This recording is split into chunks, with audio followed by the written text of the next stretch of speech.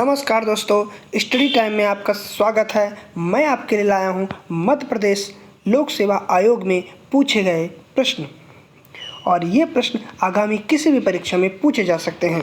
तो पहला प्रश्न है, कालिका पुराण किस धर्म से संबंधित है? तो कालिका पुराण संबंधित है, ये शाक्त से संबंधित है। किस धर्म से संबंधित है? शाक्त धर्म से संबंधित है। और कालिका पुराण को कलि पुराण भी कहा जाता है। यह शाक्त धर्म से संबंधित था।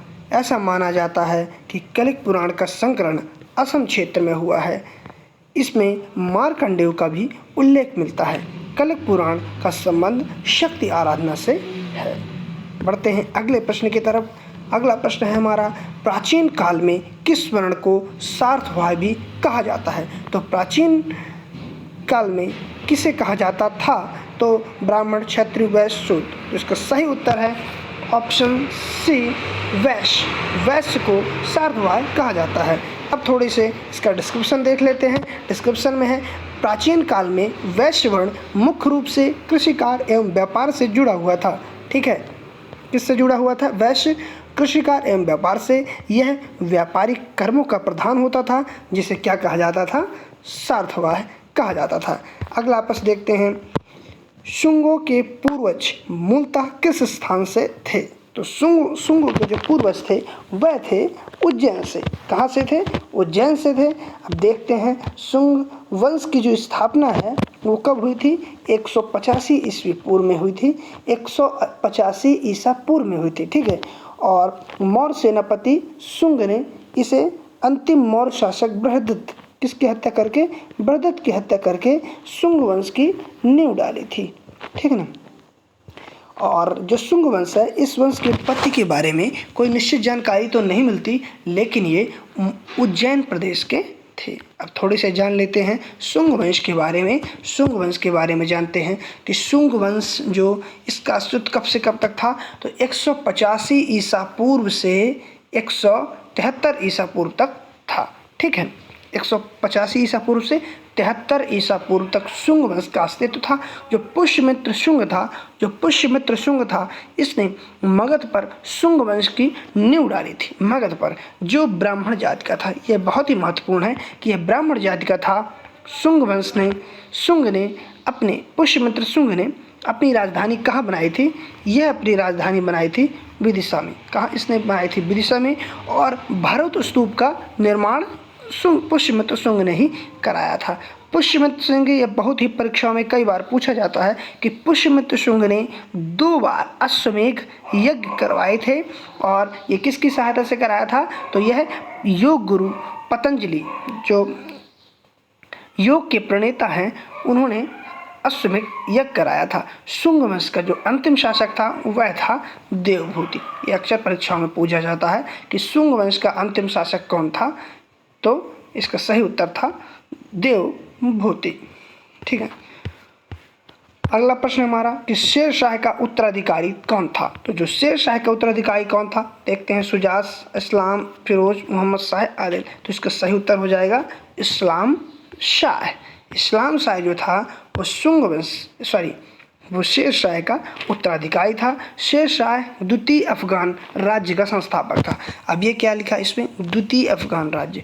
द्वितीय अफगान, तो प्रथम कौन था? तो जो मध्यकालीन भारत में जो लोधी वंश था, वो प्रथम अफगान के संस्थापक थे। तो जो अब इसमें आते हैं, तो जो शेर शाह सूरी है, द्वितीय अफगान राज्य का संस्थापक था, जिसका शासनकाल कब से है? बहुत ही महत्वपूर्ण, 1540 से 1545, कुल 5 वर्ष तक था। शेर शाह की मृत्यु के पश्चात उसका पुत्र जलाल खां, कौन था? जलाल खां ने इस्लाम शाह के नाम से गद्दी पर बैठा। जो इस्लाम शाह के नाम से शेर शाह का पुत्र जलाल खां इस्लाम शाह के नाम से गद्दी पर बैठा। अब थोड़ी से जान लेते हैं शेर शाह सूरी के बारे में। तो जो शेर शाह सूरी है, उसके बारे में जानते हैं कि जो शेर शाह सूरी था उसके बचपन का नाम क्या था? फरीद था। शेर शाह का मकबरा जो था सासाराम में है। कहाँ है? बिहार में सासाराम में है। यह झीलों के बीच में ऊंचे टेली पर निर्मित है। ठीक ना। शेर शाह ने अभी कुछ बहुत ही महत्वपूर्ण तथ्य हैं, इनको याद करना आवश्यक है। जो शेर शाह ने भूमि के माप के लिए क्या किया था? सिकंदरी गज और सन की डंडी का प्रयोग किया था। सिकंदरी गज और सन की डंडी का प्रयोग किया था। और इसने चांदी का रुपया चलाया था और तांबे का दाम चलाया था। बहुत ही महत्वपूर्ण है कि चांदी का रुपया और तांबे का दाम चलाया था। कबूलियत एवं पट्टा की शुरुआत भी शेर शाह ने की थी। क्या थी? कबूलियत और पट्टा की जो शुरुआत है इसने शेर शाह ने की थी। ठीक ना। जो शेर शाह के समय पैदावार का लगभग एक तिहाई किसका? पैदावार का एक तिहाई भाग सरकार को लगान के रूप में देना पड़ता था। ठीक है। शेर शाह ने ग्रैंड ट्रंक रोड, ठीक ना, जीटी रोड की मरम्मत कराई थी। और जो डाक प्रथा का प्रचलन जो है उसने किसने कराया था? शेर शाह सूरी ने ही के द्वारा किया गया था। अगला प्रश्न देखते हैं कि ईस्ट इंडिया कंपनी की प्रारंभिक दौर में वेस्टर्न प्रेसिडेंसी कहाँ थी? तो ये जानते हैं पश्चिमी प्रेसिडेंसी वहाँ कहाँ थी? तो जो पश्चिमी प्रेसिडेंसी थी वो थी सूरत में। सीधे जानते हैं सूरत में थी। और थोड़ी सी पढ़ लेते हैं इसके बारे में कि पुर्तगालियों को पराजित करने के पश्चात, ठीक है ना, पुर्तगालियों को पराजित करने के पश्चात जहांगीर ने अंग्रेजों से प्रभावित हो गया था। ठीक ना। इसके परिणाम स्वरूप 1613 ईस्वी को जारी एक शाही फरमान द्वारा अंग्रेजों को सूरत में व्यापारिक कोठी स्थापित करने की अनुमति प्रदान कर दी गई थी। तो सर्वप्रथम वेस्टर्न प्रेसिडेंसी कहाँ हो जाएगी? तो सूरत में हो जाएगी। इस प्रकार ईस्ट इंडिया कंपनी की प्रारंभिक दौर में पश्चिमी प्रेसिडेंसी सूरत में थी। ठीक है। बढ़ते हैं अगला प्रश्न। ब्रिटिश साम्राज्य पूरी तरह से सड़ चुका है, हर तरह से भ्रष्ट, अत्याचारी एवं हीन है। यह कथन किन के द्वारा कहा गया है? तो यह कथन sister Nivedita, Savitribai Phule, Annie Besant, बाल गंगाधर तिलक। तो यह कथन कहा गया है सिस्टर निवेदिता के द्वारा कहा गया है कि ब्रिटिश साम्राज्य पूरी तरह से सड़ चुका है, हर तरह से भ्रष्ट, अत्याचारी एवं हीन है। ठीक है। सिस्टर निवेदिता के बारे में पढ़ते हैं। जो सिस्टर निवेदिता थी वो एक स्कॉट आयरिश थी। ठीक है ना। और सामाजिक कार्यकर्ता थी, लेखिका थी, शिक्षिका थी और सबसे महत्वपूर्ण यह है कि यह विवेकानंद की शिष्या थी सिस्टर निवेदिता। ठीक है ना। ऑप्शन में थोड़े देख लेते हैं। ऑप्शनों में आया है सावित्रीबाई फुले के बारे में। तो जो सावित्रीबाई ज्योतिबा फुले हैं वो ज्योतिबा राव की क्या है? वाइफ थी। और यह भारत की प्रथम शिक्षिका थी सावित्रीबाई। ठीक है ना। इन्होंने कई सामाजिक सुधार कार्य किए हैं और ये समाज सुधारक मराठी कवयित्री थी।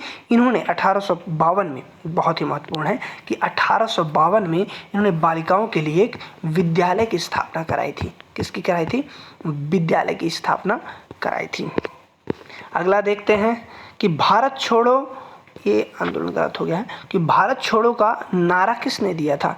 तो भारत छोड़ो का नारा किसने दिया था? तो सर्वप्रथम पहला ऑप्शन है महात्मा गांधी। तो हम इसी को टिक कर देते हैं, लेकिन इसका उत्तर यह नहीं है। ठीक है ना। तो जो भारत छोड़ो का जो नारा दिया था वो किसने दिया था? तो यूसुफ मेहर अली ने दिया था। और जो महात्मा गांधी जी ने था वो भारत छोड़ो आंदोलन के रूप में जन जन तक फैलाया था। ठीक है ना। तो जो यह नारा था वो समाजवादी स्वतंत्रता सेनानी किसने दिया था? यूसुफ मेहर अली ने दिया था। ठीक है ना। भारत छोड़ो का नारा। अब जानते हैं थोड़ा सा, जो भारत छोड़ो आंदोलन था वह 8 अगस्त 1942 को गांधी जी ने भारत छोड़ो आंदोलन को शुरू किया था। ठीक है ना। और इस दौरान महात्मा गांधी ने करो या मरो का नारा दिया था। महात्मा गांधी ने कौन सा नारा दिया था? तो करो या मरो का नारा महात्मा गांधी ने दिया था।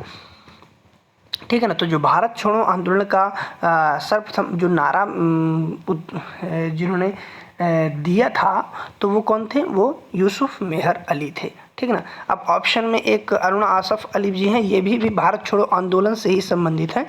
और जो अरुणा आसफ अली हैं उन्होंने भारत छोड़ो आंदोलन के दौरान मुंबई